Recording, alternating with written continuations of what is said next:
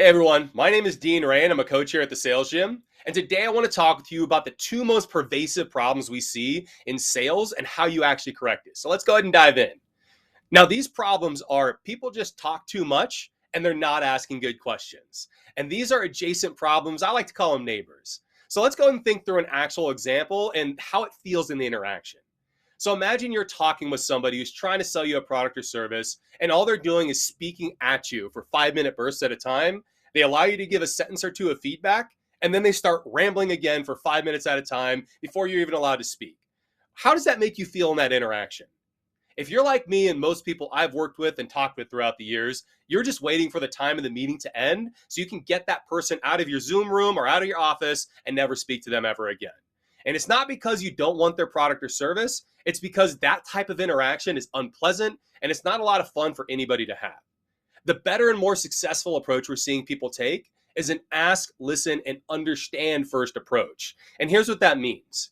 If you're asking people questions, by definition, you're going to have to be quiet and listen to them talk whenever they respond.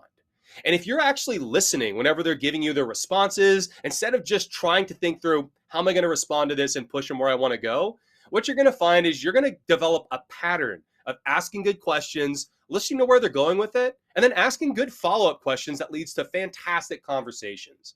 And what you'll do if you're asking and listening a lot is you're going to build up an understanding of what their needs, goals, and concerns are.